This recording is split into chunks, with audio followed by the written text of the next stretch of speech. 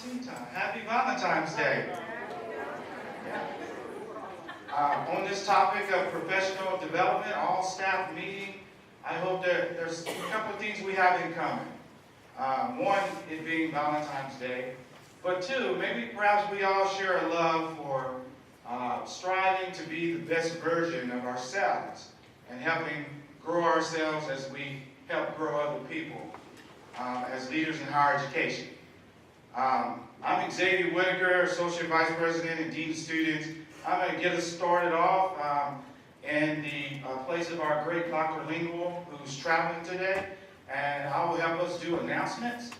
So we will begin this morning like we always do let's welcome if you are new to our division, if you don't mind standing, and we are going to ask you to introduce yourself and the department that you have been recently hired in, if you haven't had a chance to introduce yourself in one of these meetings. And where did you come from? And let's start with that. So all our new professionals, our new employees, would you please stand? Do we have any? Okay, we got a couple. Let's give them a big hand, everybody.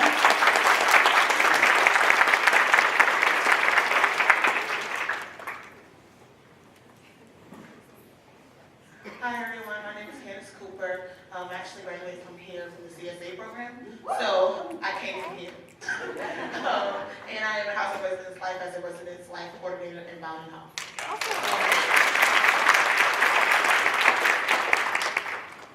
We're going way in the corner.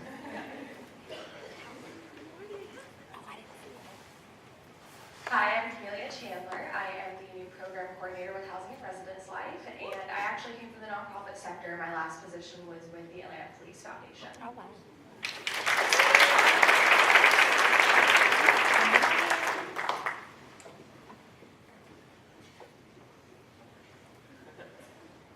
Hi everyone, I'm Gonzalo Roman, and I work at the ESC call center, and I just moved from Jacksonville, Florida. I used to be a debt collector, and I'm happy to join the team.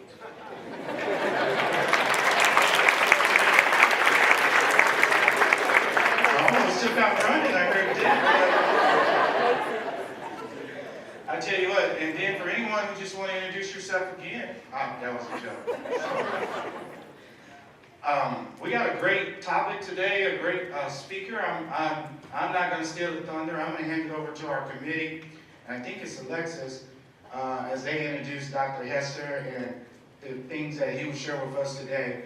One of the things that I would just, for our new team members, I would say thank you so much. Welcome to you for joining the family. And I don't have to remind you, all you have to do is talk to a lot of the great employees that we have in our division. But I'll say it nicely, we now for several years have been one of the most promising places to work in student affairs. We're proud of that. We think you joined a great place. Here's Alexis. Good morning, everybody. How are we on this Valentine's Day? Good morning. I hope you like the random seating. I was hoping that this would be a great way for y'all to introduce yourselves to other people in the division. Side note before I introduce our wonderful speaker, the drawings in the middle of the table are y'all's to decorate, and they're also yours to deliver if you'd like to do it. Anybody is welcome to do it, and you can deliver it to one of your favorite departments or people in the division, and we'd really appreciate it if you did. On that note, we are going to introduce Mike Hester, who is a wonderful person who works with our students and teacher, but he's going to go over today with about communication styles in the office and what type we are in the division and how we can understand each other with that. So here he is.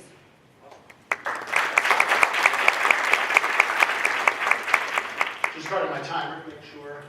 So I'm Dr. Michael Hester. This is my 24th year here at the University of West Georgia. I also graduated from West Georgia College back in the day. So raise your hand if you have a degree from this institution that you also work at. Exactly. There's a lot of us. I've described Carrollton like a black hole before. Or for those of you familiar with the Eagles, it is much like Hotel California. It is very easy to check in. It is nearly impossible to check out. Although you may feel like some of your coworkers are frequently checked out, so we're going to talk about that today as well. Let me first begin by saying this may just be Valentine's, but I'm seeing a lot of pretty people in this audience. I'm telling you right now, there's a lot of pretty people. So legally allowed hugs anytime you want them, let me know. Within the legal limits, I'll provide you as much affection as I can before James Simpson intervenes. So here's the situation. Today I was told to talk about office communication. And I've got some slides I'm going to show you. Generally speaking, I think I have some advice for you. There is one piece that is not going to be shared with you here, but is going to be sent as an email to you, and it is a self-assessment. When I was told how much time I had, I was like, don't necessarily have enough time to do this part, but it will be useful for what we're going to talk about with different communication styles. Oh, yes, this way. Oh, I haven't clicked anything yet, so I haven't screwed up yet. Let's see. Oh, cool.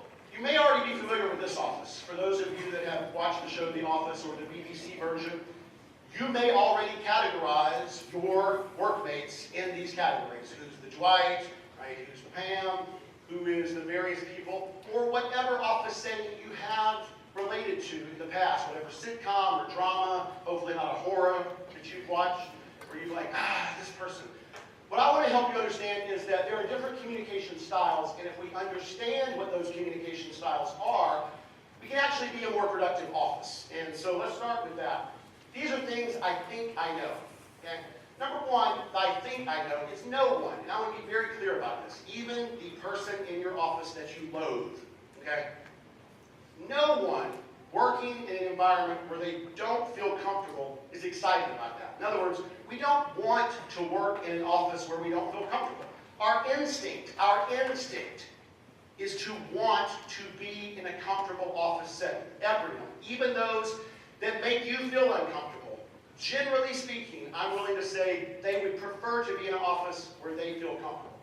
The second thing I want to say is everyone in the office is important to the productivity of the unit.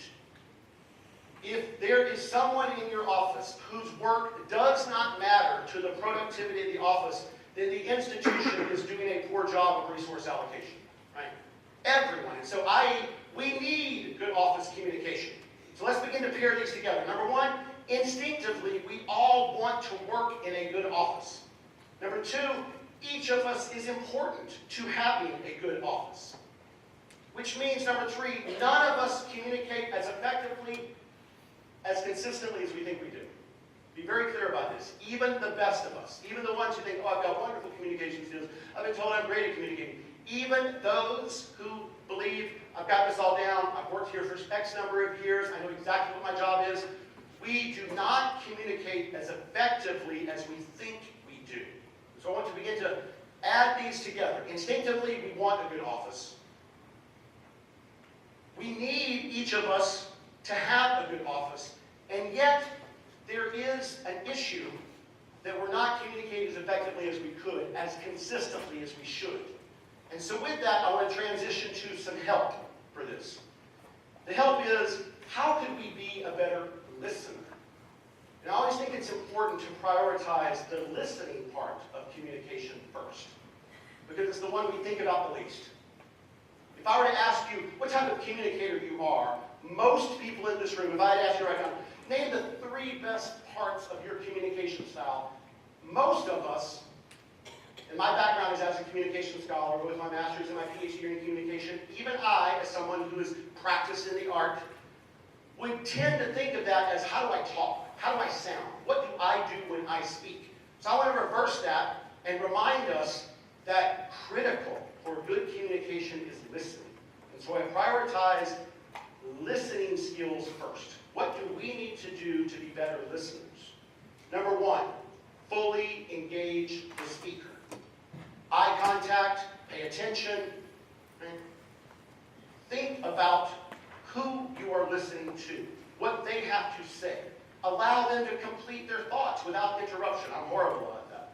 I grew up in a household where everybody talks fast. We sort of born and raised in South Georgia, but we don't follow the slow Southern talk. We have horrible syntax. We all say ain't and y'all and vixen.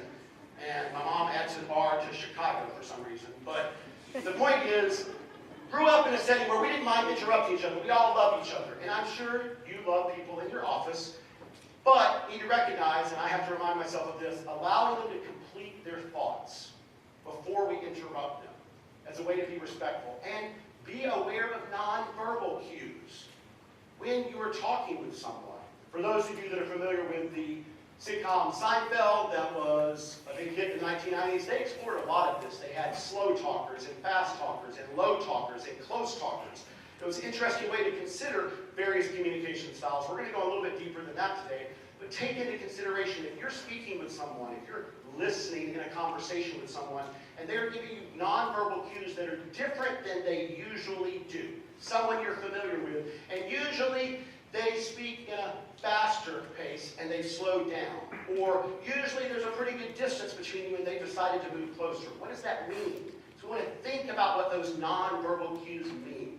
So being a good listener means being respectful, fully engaging the speaker. Focus on listening and understanding, not editing and nitpicking. I can pick nits with the best of them. Unfortunately, as a debate coach, which is I've been the director of debate here for 24 years, that is what we are practiced and trained to do, is find the weakness in an argument. And what I'm suggesting to you is to be a better listener, is before you decide why the person you're speaking to is wrong, consider that they may be right. Focus on listening and understanding. One of the issues that I've tried to work on in my own style is imagining as I listen to someone and fully understand as best I can what they're trying to say, what if what I'm being told is true? Rather than, well, that can't be true. That doesn't make any sense. Here are 3 reasons why. Instead, backing up and thinking to myself, hold on, what if what I was just told was correct? What if it is an accurate portrayal of the world? What would the implications of that be? That if we fully engage the listener, we allow for the possibility they may be right. And I want to emphasize, that means even when they're providing criticism of us, even when they are offering room for improvement suggestions to us, they may be right. And what would that mean? Thinking about that. And in concluding conversations, this is a really good tool to use. Summarize the details that were exchanged to confirm shared meaning. Raise your hand if you've been in a conversation with someone, you understood every word they said, you left that conversation thinking that that conversation was about message A, only to learn later that there was a different message that was being conveyed by the speaker. We had that situation where I understood what was going on. They weren't speaking a different language than I. Fully understood the words and the sentences, it all made sense. Got back to my office and later on was like, whoa, what did you? That's not what I took from that. And so one way to avoid that miscommunication is as we lead conversations, just do a quick fact check of, okay, so what I'm hearing is 1, 2, 3, and what you need from me is X, Y, Z. That's not a bad way to reinforce shared meaning as a better listener. So, now let's talk about being a better talker. The side that we're used to. That from around the age of somewhere between 9 and 18 months, we started and we haven't stopped since. First, what is the point of your intended message? Knowing that before speaking. And what I'm asking you to consider is this. Ideally, in a best case scenario, what will be the outcome of the communication that you're having? So I'm not just going to talk to someone. Before I begin that conversation, I'm considering to myself, what do I want to achieve with this conversation?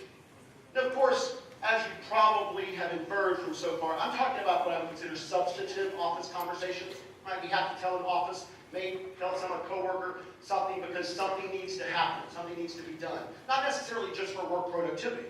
It might mean, could you please turn down your music? I'm not as big a fan of DMX as you might be.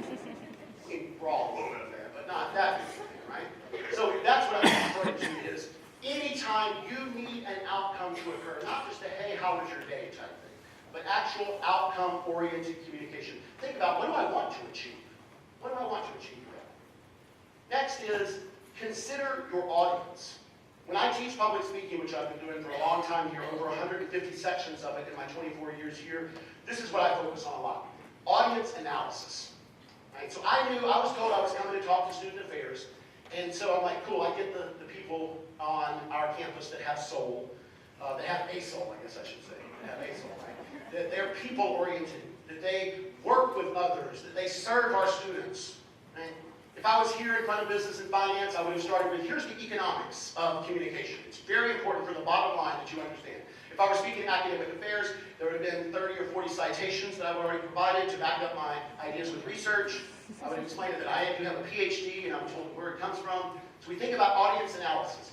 Who are we talking to? When I'm talking to student affairs people, my stereotype, my assumption is these people have heart, these people care, they come to work, even if they wish their paycheck was a little bit more, they're still going to give 100%. That's how I stereotype student affairs. Right? The reality is, y'all are doing all of the work that a university has to have in order for it to be a successful university, but that unfortunately not many universities recognize they have to have until after they realize they have to have it. So we've developed student affairs over time by recognizing mistakes. Oh, we don't have that. We need someone to do that. That's how student affairs gets created, through them. Right? And so I'm telling you now, consider your audience. Craft your message to make sure that they understand it. How will they receive the message best? What's the point that you're trying to make should always be reflected through who are you trying to make it to? How do I want them to know what's happening? And then, in concluding the conversation, same idea, even as the talker. Summarize. So, okay, here's where we're at. This is what I understand you to say, because we're going to have a dialogue that's going on here. Confirm that shared meeting is really important. Little audience interaction at this point. May not be willing to talk. If that's okay, I'll hypothesize some scenarios, but I would love to hear some real-world scenarios. Today is Thursday, so I'm guessing something has already happened this week that you can share with me. So is anyone willing to share a hypothetical, no names need to be mentioned, of I was in the office, I shared a message, I left that conversation thinking it was crystal clear what we had discussed, only to discover later that was not the case. Has anybody had that recently happen to you? You talked, you thought the person heard you, but later on you discovered that didn't really go down the way I wanted. Is anybody willing to raise a hand on that? No? Oh, great, not at all. We're wonderful communicators. Well, I should have skipped right ahead to the next one. So I have this happen frequently when I'm in communication. So a little bit of background, I wear many hats here. That's part of my justification for having a big water head, is I have many hats. And one of those is as a faculty member in the mass communication department, I teach public speaking. Another is director of debate, so I report to the College of Social Science. And then my third job is special assistant to the chief diversity officer, so I work with Dr. Ebros Morsina. And as part of those duties, I am the current coordinator for our African American Male Initiative first year program. So I have 56 young men who share the following things in common. They identify themselves as black and male on their admissions, and they are in their first year of college. Other than that, they're nothing alike, except for the following. They don't listen to anything I say. We have a group meet, we have an email, I teach 2 classes, I teach them in 2 sections of public speaking. I inundate them with the same messages over and over and over again, and yet it seems as if no one is ever listening. I've tried adapting to my audience. I've done the creation of the group meet, the fact that I'm willing to text back and forth with them. I'll have questions asked anyway, right? It's so frustrating. If you are someone who's ever been in a position where someone asks you questions, they need instructions, they need guidance, you give them that answer, and then they ask the question again. And so you send out a memo, and then they ask the question again. And so you forward them the email that you had sent last week because they, forgot it because people's emails are acting strange, right? You had that. I just lost it someplace. My email's acting up, even though we're all on the exact same email system, right? And so they ask the question again. Hopefully, the tone of my voice is explaining to you the frustration that I experience. What I have to remind myself in that situation is, I'm the older person who's been through the wars. The reason why I'm speaking with them is because they are part of a first-year group. The entire point of the African American Male Initiative, which is the University System of Georgia initiative, was to try to increase retention, progression, and graduation rates for black men in college. West Georgia does a pretty good job of that, by the way. Our retention rate last year for AAMI, from first years last year to sophomore this year, was in the 88%, 88.3%. So we're doing a great job there of keeping them around. But even though they stay around, they still don't listen to me. So I have to remind myself, in that situation, it's worth saying it again. That if the worst case scenario, seriously, let's think about this in the bottom line. If the worst part of my job, other than technology failing, if the worst part of my job is I have to repeat myself to someone that I am paid to serve, then that's not that bad of a deal, right? That's not that bad. In fact, one of the ways that I think about my job frequently is my dad worked as a civil servant. I'm from Warner Robins, Georgia. Do we have any other Middle Georgia people here? Any other? Yes, awesome, good. Northside High School right here. So, my dad worked on the Air Force Base as a civilian. That was his day job. When he got off that job at 3:30, he went to the Spur gas station, and he worked pumping gas, back in the days when someone would actually pump your gas. And my mom had several side jobs. She was a substitute teacher. She worked at a pharmacy. She was actually a maid in our neighborhood for some of the families that had enough money to pay for someone to come clean their toilets. My point being, my job will never, ever, ever be as tough as what they do. So in those moments where I'm frustrated, I can do my best to try to improve the communication. I can try to have more conversations. I can express to them why it's really important. But the bottom line is, and it's a very bottom line, I got to draw it and say, how hard is what I am doing compared to those who came before me and what they're doing? And so that's one of the things I want to stress with regards to our communication styles and getting along in the office is sometimes you just got to back up. I'm going to offer some tips. I'm going to offer some solutions. Sometimes you got to back up and recognize it could be worse. It could be worse. And I'm not just talking about unemployment because that's obviously not a great thing. There are lots of jobs out there. They all require communication. I have this conversation with students all the time. They come to me and say, oh, my teacher is making these demands. Well, that's what teachers do, so that's not unique. You haven't described a unique harm yet, right? Same thing with jobs. Every job you have, unless you are an entrepreneur who has invented something that doesn't require any other employees, is going to require communication.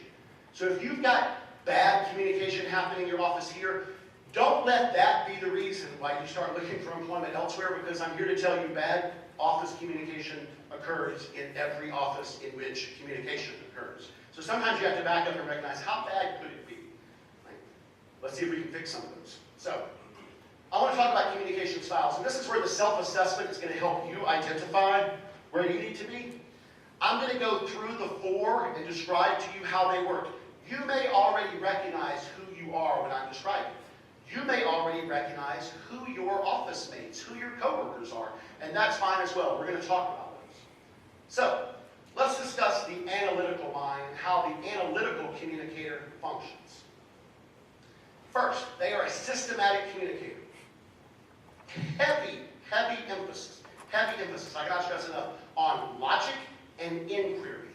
If you're not familiar with what inquiry means, it means they're going to ask a lot of questions.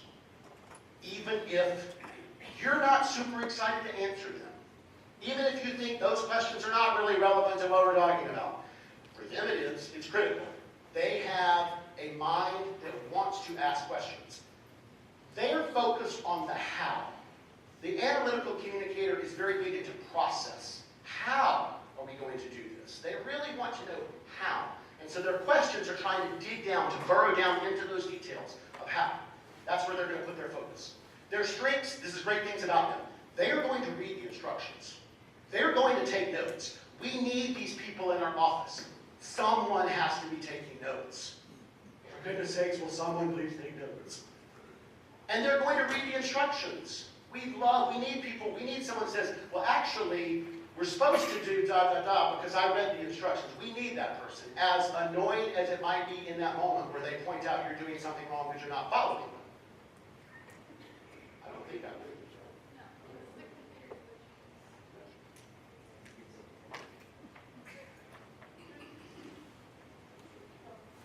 Oh, cool. So let's discuss their weaknesses. They're going to annoy you with protocol. Or I shouldn't say you, I shouldn't project onto you. They annoy me with protocol. Maybe I should put it that way. Okay? That when I'm dealing with the analytical communicator, I know what I'm doing. I've been here 24 years. I don't need you to read the instructions to me. I accomplished this task yesterday without your help. Right? So that's where we've got some issues with the analytical communicator is they're following the directions that we were given, And I am living on my lived experience of, but I did it 3 weeks ago like this other way. And so there's that friction that gets created. Or do we really have to ask that question? Is it really critical for us to ask that question? Paralysis from analysis, right? Can't we just move on? This is taking so slow. You've had these people in the meeting before, right? There's an agenda that's like 5 or 6 items. We're still on number 1. It's 30 minutes into the meeting. Will you stop asking questions? Okay? Other issue we have, in addition to following the directions, is they're going to be the person who tells you, we're not allowed to do that. We're not allowed to do that. That's against the letter of the law, right? So not only are they going to read the instructions, they're a little bit of a gatekeeper. Because for them, process is the most important part. And I'm reminding you, it's critical to have this person in the office. No one that I'm going to speak of and their weaknesses is, and therefore I really don't want them around. They are critical. We need someone to read instructions. We need someone to point out, hey, I don't think we're allowed to do that. Right? At least for, plausible deniability's sake, someone has to say, I don't think we're supposed to do that. Now, the driver is a different type of communication style. And their key issues are, they are focused on action. They want to get things done now. And you can imagine why this person is productive for the office, right? Because we need to get things done. This person, TCB. They take care of business. We love that about them, right? Wonderful about them. So what you're going to get from them is not a focus on the how, but a focus on the what. What do we need to do? Just tell me what we need to do. Can you just tell me what we need to do? That's the only question they ask. They don't care about how. They'll figure out how on their own. They're a driver. They know how to drive. They've been driving all their life. I'm a very good driver, right?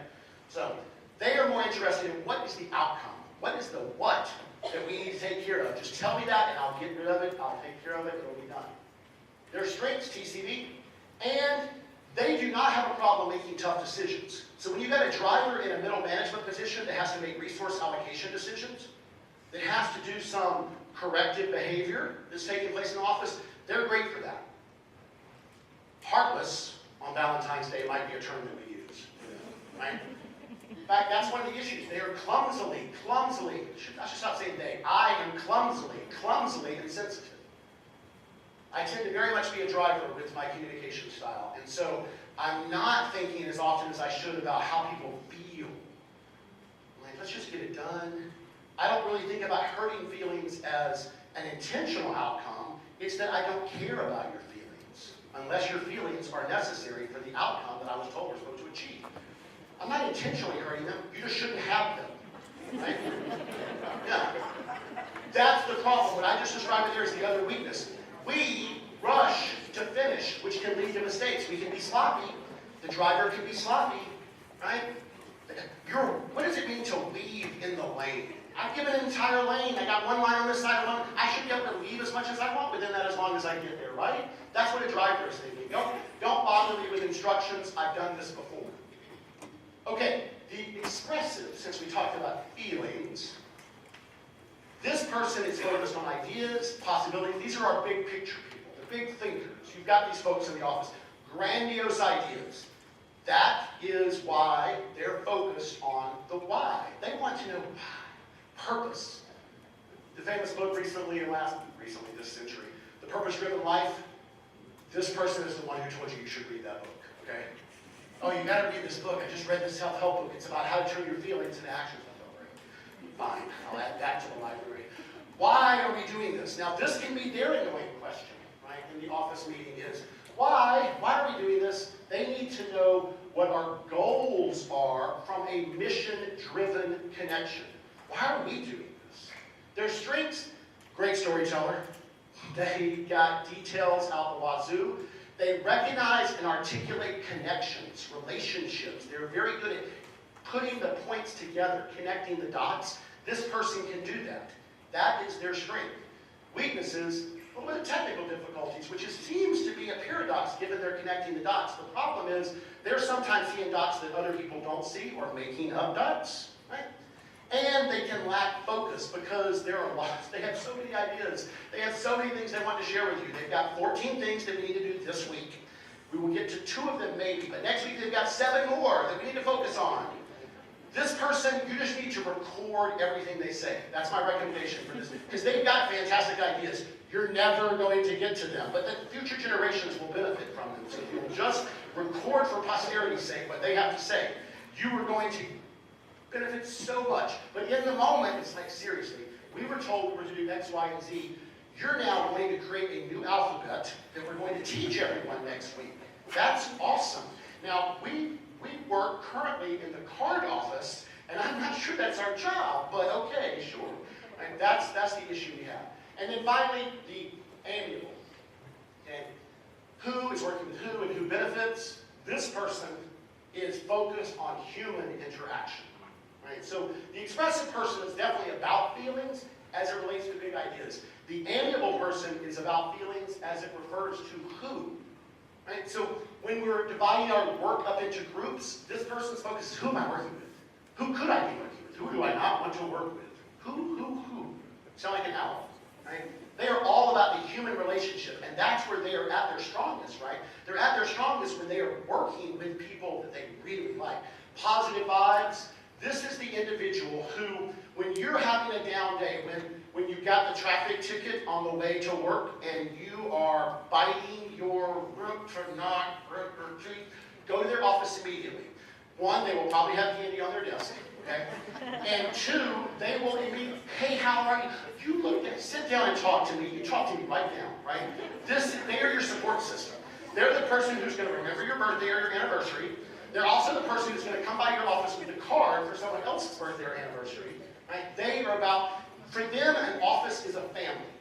An office is an organism that works together, and everyone matters in that office. That is the amiable person. You can obviously imagine why we want that person in the office. Here's the weaknesses. They can't say no. It's not in their vocabulary. Which means they over-volunteer, and they are horrible. Never count on this person to break any ties. So if you're one of those offices, there's like 7 of you and you're voting on something, you have to get them to vote first. It is critical that you do not allow them to wait. Because if we get down to 3-3, we will be stuck at 3-3. Okay, we will not get out of that tie. You have to have them decide first. And just tell them, say, write your decision down on a piece of paper and give it to me. Because that's the issue we have with this individual. And so what I want you to think about right now that I've given you these 4, so we talk about the analytical, the what is the driver, the analytical is the how, right? So we can see how those might work together. We've got the expressive, which is why, and we've got the amiable, which is who. And so we get to see how they interact with each other. And so I want you to take just a minute or so and think to yourself, which one would you classify yourself as? And then here's a tricky part. I want you to think about one other person in your office. It could be 1 or 2, but at least one that is different, that you believe is different than you, using these 4 styles. So we've got the driver is what, the analytical is how, the expressive is why, and the amiable is who. So think to yourself, make a little note, because I am going to come out into the audience and ask you. So, be thinking about it. So if you're like, oh, I know exactly my office, what I'm going to mention. You might want to point out to me, I'll do this anonymously. You can whisper it to me. My cell number is 770-362-9435. You can text it to me anonymously, and I can say, someone in this room has identified someone else in this room. So, take a moment, do that, and I want to have a little bit of conversation about how we think those work together. What I'm interested in is, who do you identify with? Which one do you identify with? And how do you think that benefits your office? And who do you potentially work well with that's different than that? So take a moment and think about that. All right, 90 seconds. Which one are you? And identify someone else in your office that's different. You don't have to identify them by name.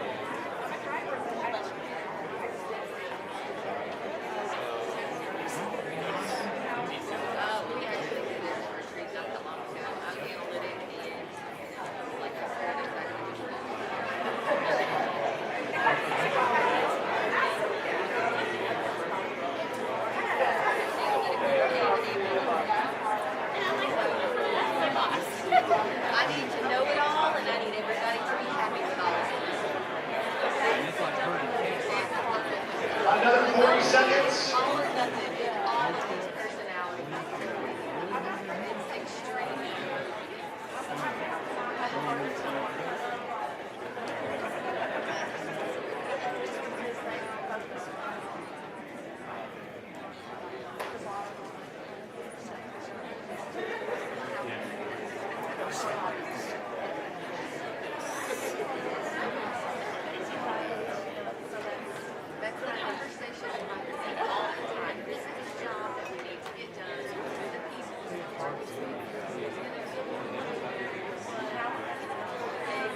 Okay, about 20 seconds.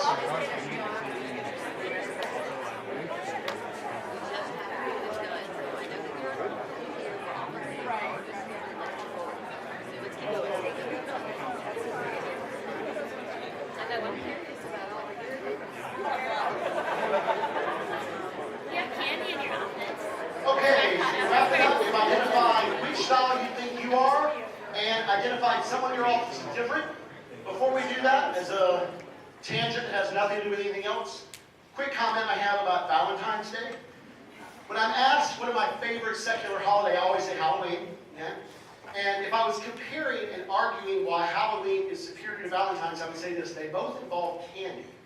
However, with Halloween, I can dress up in a costume, and the only rejection I'm going to get is premeditated when the porch light isn't on. In Valentine's, I can also dress up in a costume, which only increases the likelihood of rejection. And it happens personally. So that's why I choose Halloween. Okay, just going out on my own. Okay, so is there anybody who's willing to identify? Do we have anybody that's willing to say, yes, I believe I am? Who do we got? Okay, cool. I love it when they're close. That helps. So hi, I'm Asia. I work in career services, and I'm an expressive. Okay, expressive. Now, just real quickly, why would you identify? What is it about your communication style that you're like, yep, expressive is me? Other than the fact currently coloring the heart, I will just point out. Because I need to know the purpose. Like, that is, I need to know that. Absolutely, that's good. I'm glad that we connected to that for the expressive communicator, because this is what's important. For those of you who thought that I was going to have some secret on, well, you can tell the expressive person because they sound like this or they say these words. Not necessarily, because there's a bunch of things that affect your communication. I dropped in earlier the little subtle sly comment about my mom saying Chicago for some reason. She also puts Massachusetts, the syllables, in a weird way. That has nothing, nobody else in the family does that. She was born in Mobile, Alabama. That's not something people in Mobile do. That's just her. But there is regional dialects that affect how you speak. There's your family that affects how you speak. Those of you who are smart enough to know more than one language, I'm not one of those people, okay? Those of you that are, you have the benefit of having a larger vocabulary to draw from. So you're not going to get the same cues and markers. Instead, it's what Asia pointed out, that she identifies as expressive because it's about the purpose. The why are we doing this? Right? Why are we doing this? Now, Asia, the question, the instructions were, can you identify someone in your office that is different? Yes, we have a driver in our office. And how does that work with you? How does that work with you and the driver? I'm always asking why. Yes. Does the driver like that? No. Yes, absolutely. Good. Glad you're right. Because really, why again? Come on. This is where you would love to be in full parent mode because I said so. Right? Yes. Not a parent, so I speak ignorantly about childhood. In fact, I don't have children because I know how hard of a job it is. I'm too lazy to be a parent. But I'll say this. If the point you reduce to because I said so, you lost. Now, the beauty of parenthood is you have authority no matter what, right? I mean, defects is going to show up if you don't maintain authority. But in the office, if the driver has been reduced to because I said so, failure in communication. So if I'm a driver, if I'm talking to Asia, and Asia is asking me why, I got to be able to have some reasons why. Right? Maybe I need to go talk to my analytical friend because they're good at knowing that sort of stuff, right? They read the instructions. This is why it says right here. Line A says we're supposed to do it. So anybody else? Anybody else? Yes, cool. Coming to you. Gonna get some of my steps in today. This will justify why I ate some candy this morning. Hey, I'm Emily, and I'm definitely analytical, and I know that because anybody that knows me knows I love to ask questions. and we have 2 amicable people in our office, and I know like I can go to them when I need support, when I like totally run myself down from being so analytical. Absolutely. I'm glad you mentioned that, because I did not bring it up earlier. I need to do that.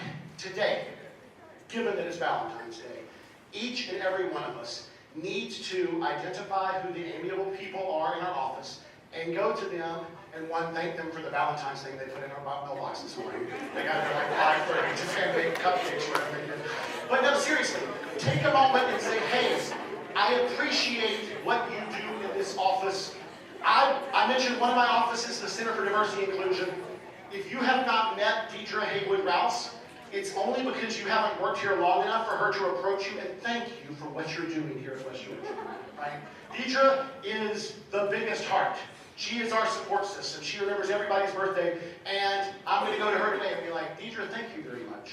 If I say it 10 times today, I'll only be about 1,000 behind what I owe her, given how much she gives to our office for that. But that's an important part, that we need to remember those people and what they do. Anybody else? Anybody else that's got? Oh, yes. So first of all, Mike, I'd just like to say that Halloween makes me feel cheap because I feel like they're always coming for the candy. So I just wanted you to know that. So I think this plays to your theme, but I feel like I'm always putting on different hats. So, I think that when I'm selling to students and talking with them about the university, I have to really be expressive, help them understand the why that you might attend the university. I think that for our team, helping them understand that. At the same time, I think you can be that and not get anything done, so sometimes I have to put on the driver hat, and I think, I don't like to put on that hat, but sometimes you do.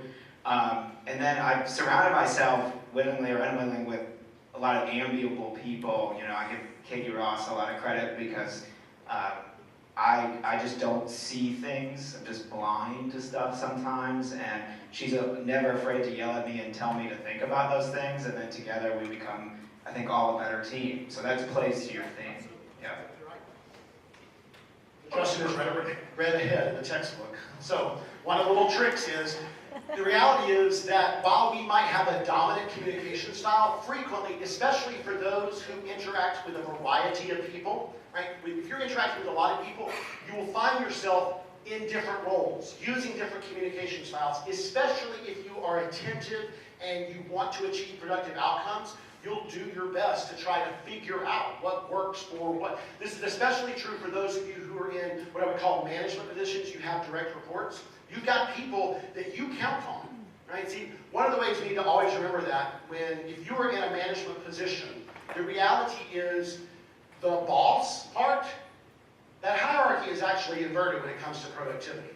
That you being a good boss depends on your direct reports being good at what they do, which is why 50% of being a good manager is, if you have hiring authority, is can you identify competent people and get them to work for you?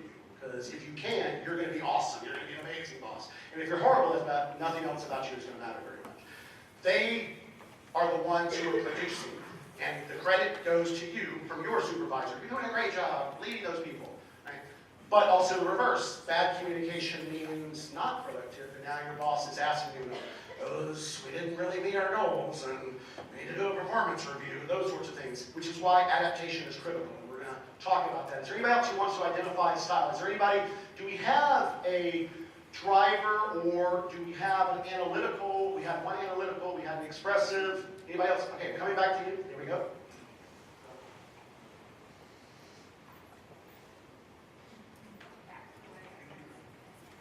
Hey guys, my name's Bethany, and I am 100% a driver, and I'm proud. I'm sorry if you don't like that. No, it's fine.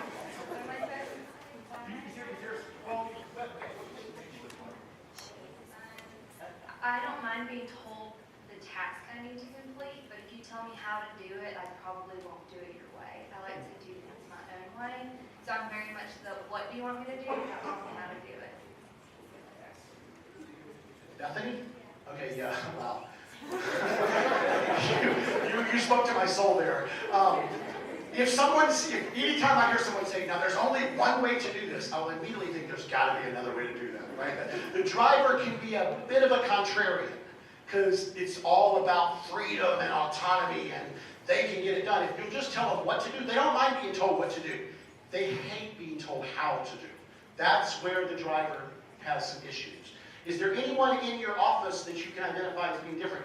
I will say, when Bethany began to speak next to our neighbor, immediately backed up and said, whoa, collateral damage may ensue. So is there a different communication style you find yourself at odds with?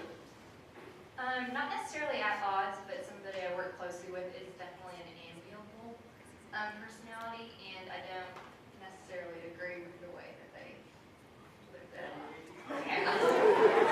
Yeah, I understood, absolutely. So, because I love her,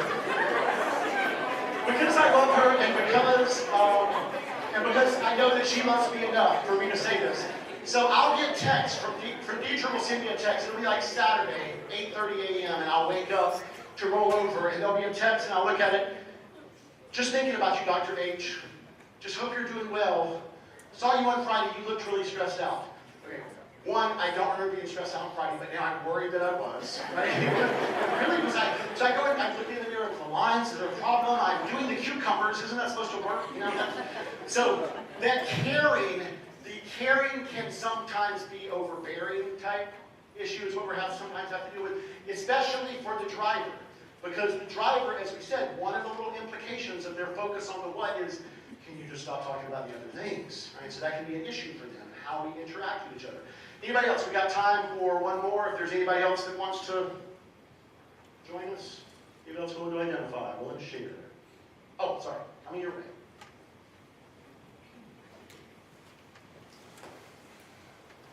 Hi, I'm Jay. I work in career services with Asia, and I'm a driver. I might be the driver that she was talking about a few moments ago. I'm pretty sure I'm that person. And we have an array of this communication types in our office, which is great. We definitely have expressives, we have a couple of analyticals, and we have a lot of amiables. And so it's a very fun and productive day every day in career services. I love how Dr. J put that, because here, I'm going to call her Dr. J from now on, by the way, because that's amazing. It's a fantastic name. So Dr. J points out we have a variety in our office, and that's what makes it work. That's the key. If all you've got are drivers, you're in the ditch. I'm going to tell you. If all you've got are amiables, then we've got plenty of birthday cards around, but we may not have actually completed the task we were expected to, right? If we've got analyticals, we're still figuring out who's going to do the task, but we will get back to you on that as soon as we determine the process, right? And the expressives, we'd rather you not talk to them right now. We've got an office full of expressives, and it's just very important for them to sort of focus on the why, and so they'll get back to you after they focus group it some more. We need that diversity in our office. That's what we need to happen. And so what I want to do is sort of bring it back home with the number one rule for effectively navigating different communication style. In terms of efficiency, in terms of having a chance of success, right? If the goal is to maintain a positive office atmosphere, I'm going to posit, here's my argument. It is easier for you to adapt to the communication styles of your audience than force them to adapt to you. So here's what I mean by that. You're the initiator of a conversation, right? You're the one who's going to someone's cubicle, to someone's office, to meet someone at their desk. You're the one who asked for a meeting. So you're the initiator. It is easier for you because you're the one who's trying to achieve something, right? We went back earlier to the talk. The first one was, what's your point? What are you trying to achieve? Ideally, what do you want the outcome to be? If you're initiating communication, it's going to be easier for you to adapt to the communication style of your audience than force them to adapt to you. And when I mean ease there, refer to the first clause. In terms of efficiency, right? You're the one who has a point you're trying to make. In terms of success and the chance, the likelihood of achieving what you want, it's going to be easier because you're starting the conversation. To think to yourself, Asia is expressive. I need to have a conversation with Asia about this project we're working on. So although I'm a driver, I'm going to think about where she's at. You've heard this before, meet people where they're at, all of that. In communication, what we're talking about is if I know that I'm speaking to someone who is really, really focused on the why, then I want to foreground that in our messaging. I want to start with, so here's why I've come to talk to you, here's why we need to do this, and here's the why, right? Because I'm speaking with someone that's expressive. It's easier to adapt in that moment to the audience than start with, well, here's what I do. Because ultimately, you know they're going to ask the question, right? If you don't address, when I teach public speaking, I tell students, if you're making an argument, it's not enough to tell your side.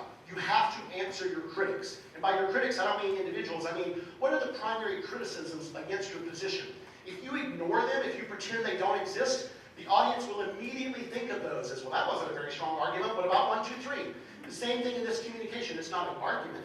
I'm not trying to necessarily persuade. But if you don't come to Asia and answer the question why, the first question she's going to have is why. Right? So we start with that. That's what I mean by ease of adapting. And so Justin brought it home where he said, the point is, you kind of need to be good at all of them. Practice. Think about it. Right? I have to remind myself to back up and be like, okay, there's a reason why instructions exist. There's a reason why the state has laws. I should at least consider following them. Right? I recently put together one of those electric fireplaces in my house. I was so excited, not because I put together a piece of furniture. I've done that before. I actually read the book. Before I got started, I turned the page like, okay, so these are these, and it was amazing. It's like, wow, it kind of does work easier if you start with the instructions. Right? So changing your communication style is possible. And so that's where I want to leave you today is return all the way back to the beginning. Our instinct is to want a positive office vibe. We do, we want it. And everyone in our office matters. Everyone in your office. Even if, let's the worst case scenario, even if you think, we don't really need that position, that work is being done by someone, even in that case, there is still a human being that is showing up to work in that position. And if they aren't happy, if they aren't being productive, then even if you think someone else can do their job, the office productivity is lowered. And then finally, acknowledging, as much as we might think that we are God's gift to communication, we are not as consistently as effective as we could be, and it's something we should be mindful of. And so if we keep those 3 things in mind, along with what I would consider the golden rule of communication, talk unto others as they would have come to you. The platinum one is, but I like the platinum one a little better. Golden rule is do unto others as you would have them do unto you. Platinum rule is do unto others as they would have done to themselves. So the platinum rule of communication, we're upgrading. Platinum rule of communication is let's talk to others as they would want to be talked to. That if we combine that with those first 3 understandings of what's going on in an office, we got a chance. So there's the email sent to you with the office assessment about what can be included in your office assessment. You'll learn, some of you might be, I thought I was this, but I'm actually that. So that's one of the reasons why I asked for that. And I mentioned my number, 770-362-9435. It's the only phone in my life. It's my office phone, it's my cell phone, it's the only phone in my house. You can text me. If you look in the directory, I'm the only one that doesn't have a 678-839 in the directory. That's me. And mhester@westga.edu. If something is occurring in your office communication-wise, you need to talk to someone about it. Or if you're new to Carrollton and you're like, how do people exist here? I can help. I've been existing for almost 30 years. I started in the fall of 1989, and other than 2 years in Athens, which I look back on longingly, I'm still here. So thank you very much. Have a great day, and most importantly, thank you for choosing West Georgia.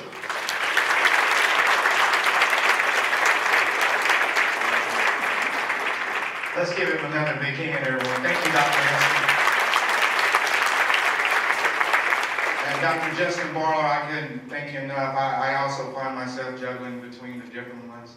The table was telling me driver and expressive. But just so the group knows, even if I was a driver, I'm a bad one. My family used to joke with me and say that I drive so bad, and now I'm going to a car, that I went to Tulane University. I was a double major. Anyway, to our committee, let's pass it. I think we have another announcement, and then I'll say one thing to end us today. Okay, Cassidy and Nelson, we're right there. Hi guys, so Dr. Neese and I are here to talk to you about CSA days. Who's excited? Who's excited? Future Press! Futures of Student Affairs! Yes, we're so excited. CSA days is coming up very quickly, February 24th and 25th. So who's received those emails so far? None of you, awesome. I thank you, Melissa and Evan, and one hand over here, I appreciate it.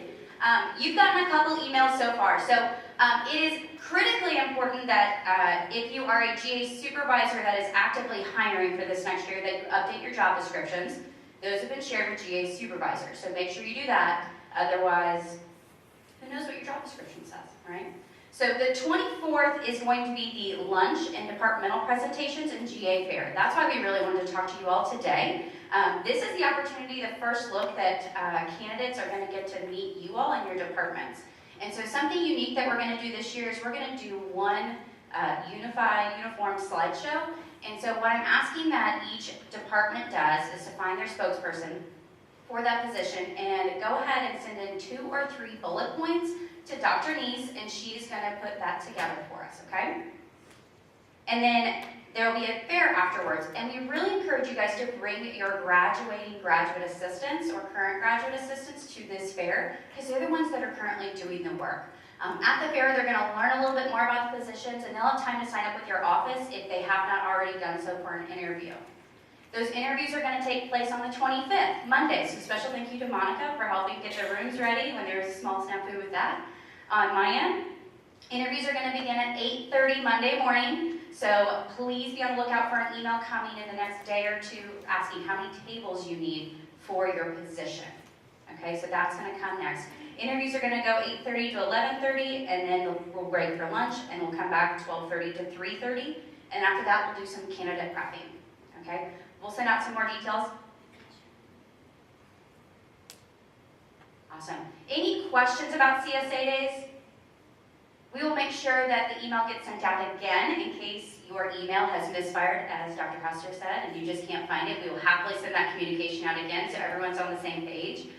We really look forward to your support. We could not do CSA days without you, and our graduate program is so important to SAEM, and so I appreciate everything that you all do to pour into these graduate assistants. So thank you so much.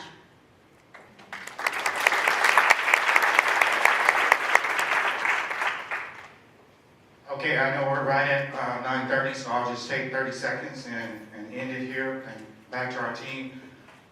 Dr. Hester, I understand we didn't give you an example early in your presentation about some communication, how it goes different than you thought it originally would. I'll just really quickly tell you, a recent one for me yesterday was I had a whole day of meetings, and like most of you here in the room, it's really busy. But I get to the last one of the day, and it's an imminent threat meeting, and I'm one of the individuals they call if someone says, bomb at the fountain. Go talk to that person. Well, it wasn't an example of a bomb, but I do want to take a moment to highlight this. It made me really appreciate and love what I do.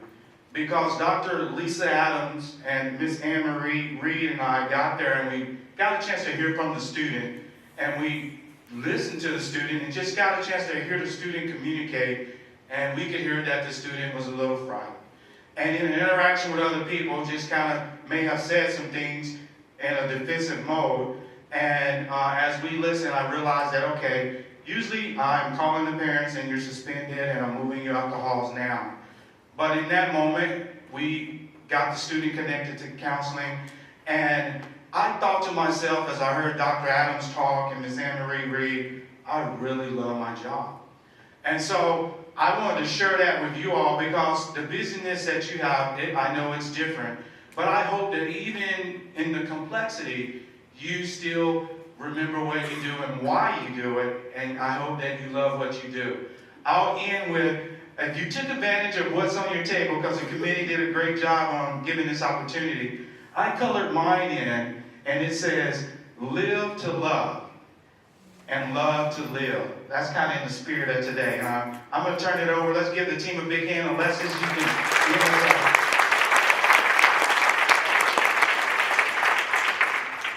Thank y'all so much, and y'all are dismissed.